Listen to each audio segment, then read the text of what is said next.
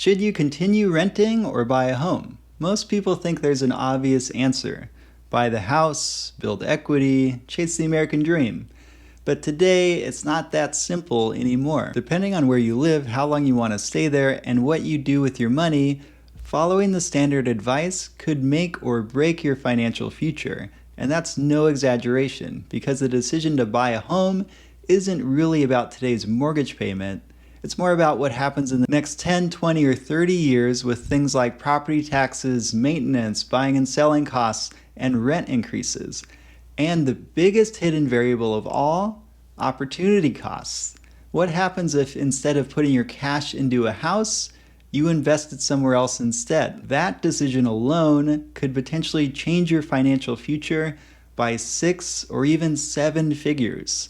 That's right, we're looking at another multi-million-dollar decision, one that can mean the difference between retiring at 55 or working another decade. So today we're going to run the numbers together using real-world case studies. We'll compare buying versus renting in 3 different markets using our cost model.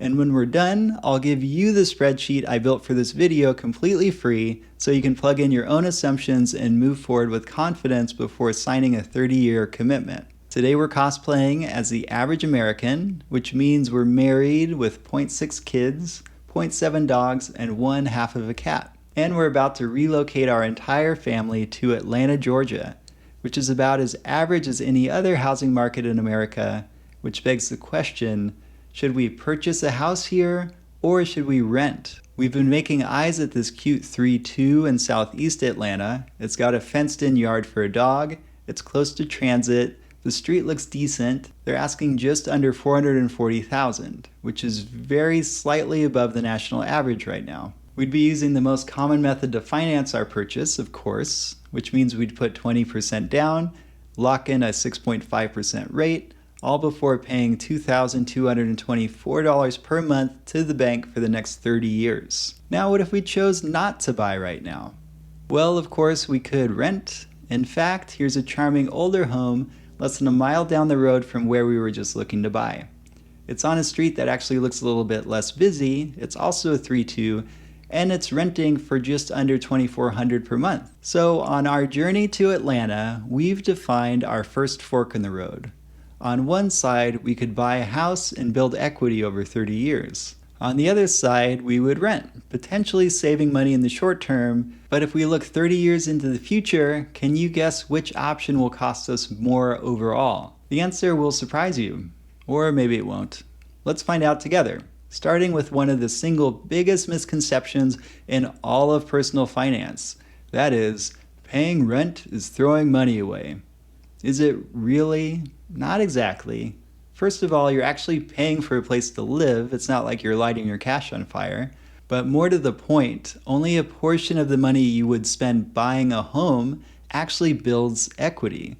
The house itself is a depreciating asset, and any costs that don't directly pay down your principal or increase the value of your property long term are unrecoverable costs, just like paying rent every month. And home buying has plenty of these costs, beginning with financing. $88,000 for our down payment is our most direct equity investment, but then we have almost $450,000 we would pay over the life of our loan and interest, which is an unrecoverable cost, on top of more than $4,000 about for closing. Next, we have moving costs, followed by any additional capital expenditures or improvements in the first year.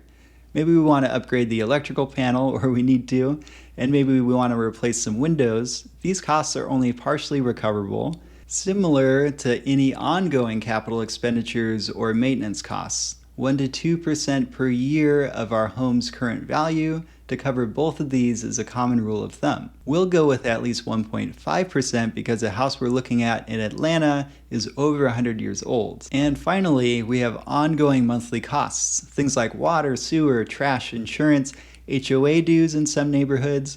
These costs are certainly not recoverable. And of course, we have taxes. There's a huge variability here, but in Georgia, it's 1% of our home's value per year, but some of that cost will be offset by homeowner-related deductions. To simplify this, let's assume that half of our tax costs would be offset by our deductions. Up next, we should at least consider exit costs, because whether we stay 5 or 50 years, eventually we'll want to cash out, which most likely means selling, leaving us with a bill for 4 to 6% taken by an agent, plus escrow and transfer fees. In contrast to homeownership, the unrecoverable costs for renting are known and simple. Your rent check is close to the maximum you will pay for housing each month, but just looking at a mortgage payment, as you can see, that's the absolute minimum you will ever pay. So here's the big question. How much of those unrecoverable costs will be offset by home appreciation and by avoiding rising rental costs? How will this home's value grow over the next 30 years, and by how much would our rent equivalent increase? No one knows, but we can at least ground ourselves in historic data, and 30 years ago, the median home in America sold for about $140,000. Now, it's about 3 times as much to buy that same home, which works out to an annualized growth rate of 3.7%. Now, what about rent? Well, 30 years ago, average rent was $550 a month, and over those years, it's grown at a slightly slower rate than home prices, averaging a 3.4% increase per year.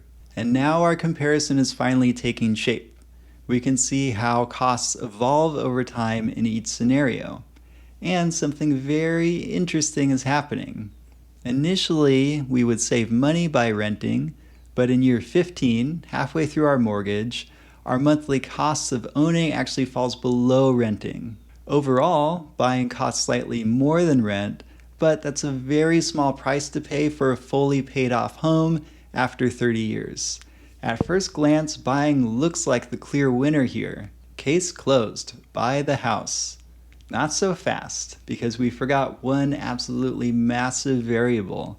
What happens to all the extra cash we would save, either in the early years of renting when we don't have that down payment, or in the later years of buying? Because every dollar that doesn't go toward a mortgage, maintenance, property taxes, insurance, surprise Home Depot trips, or toward inflated rent can do something else. All that extra cash can compound over the 30 years. Let's assume we would invest that extra cash flow into something simple, like a low-cost S&P 500 index fund with an expected average return, not adjusted for inflation, of around 10%. Now we finally have a higher level, more real-world comparison. And when we turn that investment on in the spreadsheet, everything changes. As a renter, we would cross the 30-year finish line with an almost 2 times higher net worth than the homeowner. That's including the market value of a paid-off home. And it's all because as renters, we are able to invest in the stock market so much sooner than if we had bought the house. But there's a massive catch here that this math is completely ignoring. It's called behavioral risk. A mortgage acts as an automated forced savings account. If you don't pay in every month, you could lose your house. But renting gives you freedom, and freedom is harder, because to actually win as the renter, you would have to do all the boring things. You'd have to invest the down payment right away, then every month without skipping. No treating yourself with the difference, and no panicking when the market crashes. It's all easier said than done. On paper, the renter wins. In the real world, human nature often loses. For now, let's travel back to the beginning, back when we first defined our home buyer as statistically average. Because the reality is, unless you live inside a spreadsheet, none of us are average. And that's exactly why this workbook exists. Because the most important variable in this entire analysis is you, your market, your income, your lifestyle, your housing needs, your goals. Change those inputs and the outcome can change dramatically. Let me show you what I mean by using my situation. I live in Southern California, a major metro area. It's a beautiful place to live, but an absolutely brutal place to buy a house. Right now I rent, but I want to know what would happen if I stopped renting and bought a home right here in my neighborhood. And to keep this real, I'm looking for a house that checks the boxes I actually care about. I want to be able to walk to things like a grocery store, a library, a park, good coffee shop. Basically, I want all the amenities I have where I'm living right now. And here's a house that fits the bill perfectly. It's in Highland Park, a great place for young families. It's hip, but not too hip. It has amazing food, some parks, good schools, and this place looks pretty move-in ready. No obvious major renovation projects, but the price, they're asking for $1.36 million, and they would probably get at least that much. Now, let's look at an equivalent rental a few blocks away. It's slightly smaller, but it has a similar layout. It's further from the park, but closer to the main street where the good food is, and it's renting for $4,900 per month. And honestly, before we even open the spreadsheet, something already feels off. The purchase price of this home alone, before interest and other costs, would cover more than 23 years of the current rent. 23 years for the same neighborhood. Atlanta was closest to 15 years if we do the same math. So what's going to happen when we plug these numbers into our model? Let's update our assumptions to find out. We'll put in the new price and our new rental amount. We'll fast forward 30 years and we'll see where the chips fall. The result surprised even me. Continuing to rent in this market ends with a net worth that's more than 10 million higher than buying. That's after 30 years of inflation, but still, 10 million is a huge difference, and that's given very reasonable assumptions. Now, does that mean nobody should buy a home in Southern California? Of course not. But it does show why blanket advice, like buying is always better than renting if you can afford it, can get people into trouble. But let's watch what happens when we change just one variable. The zip code. Let's keep my situation. I still want a house with all the same things: walkability, good coffee shops, a grocery store nearby, library, green space, but maybe now I'm open to leaving Southern California, and maybe now I want to be near a lake too. So let's head over to Grand Rapids, Michigan. I hear it's a wonderful place to live. Just take a look at this listing. It's a beautiful home, walkable neighborhood, close to the water, and the asking price, $335,000. Alternatively, we could stay in California and rent in Highland Park for $4,900 per month. Now we'll plug this into the spreadsheet using the same model, same broader market assumptions, just a different location for the house. And when we compare all three scenarios side by side, the results are kind of incredible. Here are my final options. Option 1, stay in California and buy. Option 2, stay in California and rent. Option 3, move to the Midwest and buy and be by a lake. In Southern California, renting came out ahead because the opportunity cost of tying up so much money and housing was enormous. But compared to buying a lakeside home in Grand Rapids, the lower purchase price changes everything. The opportunity cost shrinks, the cost to own shrinks, and the wealth building benefits of home ownership have much more room to shine. In fact, under these assumptions, buying the lake house in Michigan produces the highest net worth of all three scenarios, and it's not even close. When I first ran these numbers, I genuinely thought I had made some mistake. I went back through the spreadsheet, I checked all the assumptions, ran it again, but it's always the same result. And honestly, seeing these scenarios side by side makes it a lot easier to understand why people pack up their lives and move across the country for housing. Especially if you're a remote worker. They're not just buying a different house, they're buying into a completely different financial future, one where they could retire years or even decades sooner. And this is exactly why the worst thing you can do when thinking about homeownership is blindly follow generic financial advice. If someone tells you that renting is always a waste of money, or that buying is always a slam dunk, they're probably not looking at the full picture, and they're definitely not looking at your personal situation, your goals, or your timeline. Because as we've seen today, the right answer can change dramatically depending on where you live and what you're optimizing for. The good news? You don't have to guess.